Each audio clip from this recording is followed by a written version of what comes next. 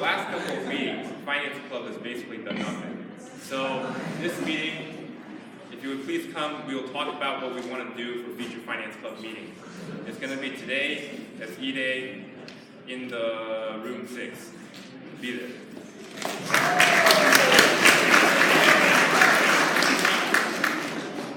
So tomorrow, the seniors are going to play the faculty in a volleyball game. Yay! So,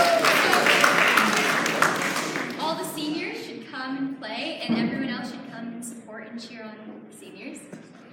Also, to talk about the food drive a little bit more, so each grade has a barrel, and each grade is in charge of decorating the barrel, and teachers will be judging the barrels on how creative they are, how exciting they are, stuff like that. Also, it is a food drive, so you will also get cost points for how much food you bring, as well as how well it's decorated. But please remember that it's not for the cost points, it's to help people. So please bring food. It would be really awesome, especially helping people. So thank you. Thank you.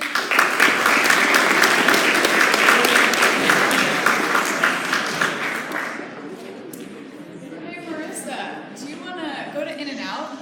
Heck yeah, but oh shoot, I just bought this new thing, so I'm totally out of money. Good point. What will we do? Wow! You could bid on this beautiful basket that's got over $100 worth of gift cards to places that sell food. Like what places? Like In-N-Out, like Chipotle, like Subway, like Starbucks, like Pete's Coffee, like California Pizza Kitchen, like Jamba Juice. Wow. What do I have to do to win this lovely basket? So we're raising money to buy bilingual books for students in schools. So we're having this raffle where each ticket is, so you can have a ticket for $3 or 2 tickets for $5, and we'll be selling it at lunch on Friday, Monday, and Tuesday, and then at Tuesday we'll pick a winner, and whoever has that ticket wins the basket. So please participate.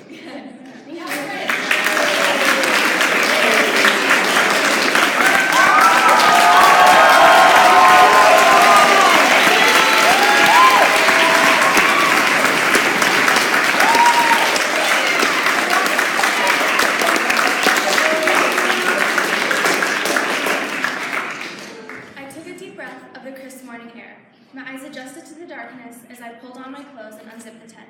Everyone was already up, packing up all their gear. The fire blazed in the pit as everyone stood around it, trying to absorb the most heat before we stepped off into the cold, dark wilderness. This was my first backpacking trip.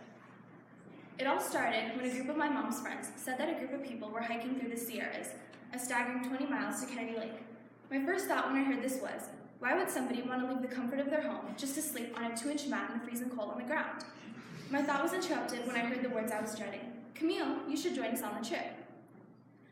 I was so stricken with fear, I could not reply, but I decided to go. Soon it was the day we would start our long drive. After about 4 hours, we arrived at our destination. We pulled on our 40-pound backpacks and hiked the first 7 miles to our camp. The next couple of days, we passed by cascading mountains, small rivers, and hundreds of wildflowers that filled the air with a sweet scent. At last, we arrived at our destination, Kennedy Lake. We set up camp under a small patch of redwoods in the middle of a meadow. It was beautiful.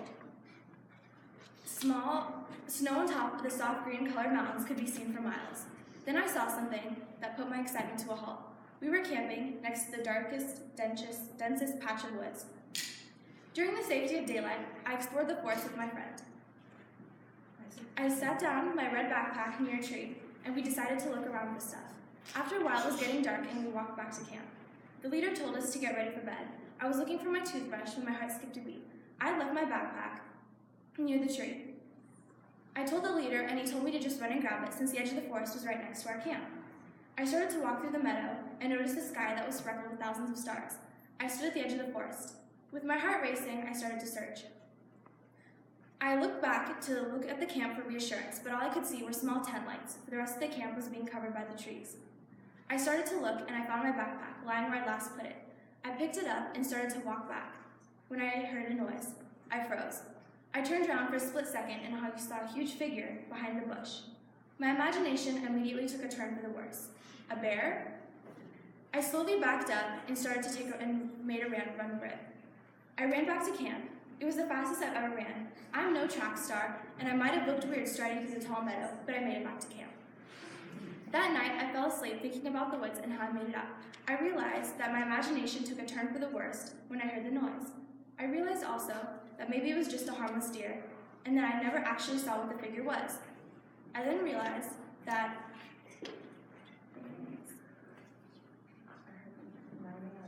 now will I ever go through the woods again at night by myself? No. Either way, pushing myself past my comfort level and literally facing my fear helped me understand that things are much worse in the mind than they are in real life.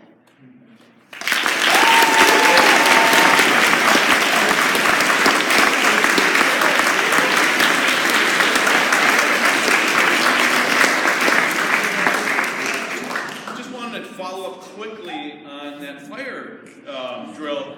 Actually, not a drill. We had a false incident, but I just wanted to thank everyone for quietly proceeding out to the field in a somewhat orderly fashion. It was very good. But I did want to mention one thing I think we can improve on.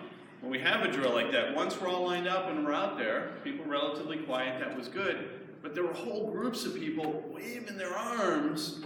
I know we love Mr. Riso. He has provided us the barbecue pit, other things, but while you were waving to Mr. Riso over in the corner, unfortunately some of the firemen may think that something's going on and that there's an emergency and may want to head over to help you out when they should be attending to other issues. So please, when you're out there, don't need to wave, you don't need to call people or kind of mislead them as to what's going on.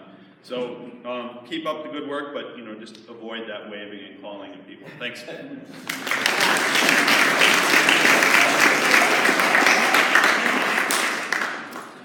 Please stand up and raise your hand if you are going to be on the stage at TEDx tonight.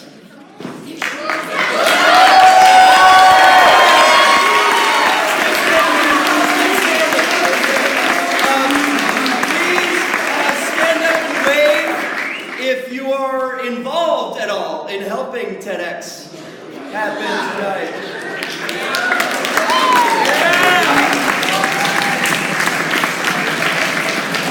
Okay, thank you.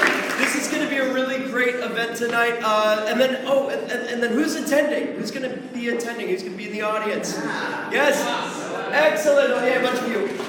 So, however, every year this sells out, so not everyone gets to go, and we have some disappointed people who kind of signed up late and said we don't have any seats left. But all of you can watch it tonight, and I would love for you all to support the people who are doing a lot of work to make this happen. And the way you can help is to watch live on Facebook tonight at 7. So if you go on the Facebook, maybe you can borrow your parents' Facebook if you don't have one, or maybe you can say, hey Mom, can I make a Facebook just for tonight? Then you can do that if you don't already have it. But go to York School's Facebook page, watch at 7 p.m. tonight, and we would love to have you guys engaging with each other on it, commenting, saying how great everybody is, thumbs upping and loving and all that stuff. So thank you for supporting the crew tonight. And that's it. See you tonight.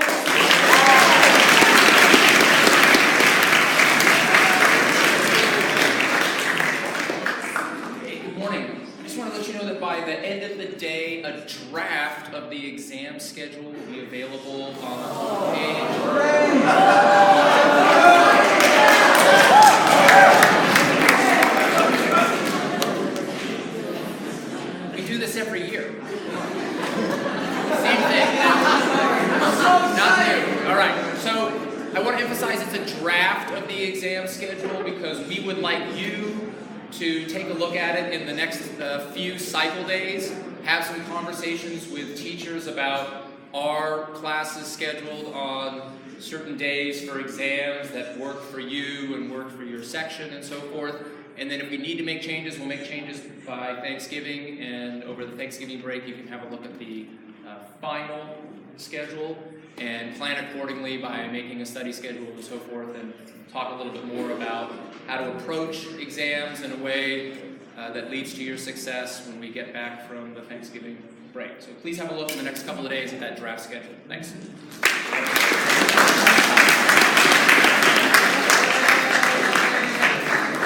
I wouldn't say go to class, but We are going to do something else to help TEDx York School right now. So, we are using this room tonight for our reception for our wonderful speakers and all of the community coming. But first, I want to remind you all to do your work jobs today. It's very important that our campus look lovely and beautiful.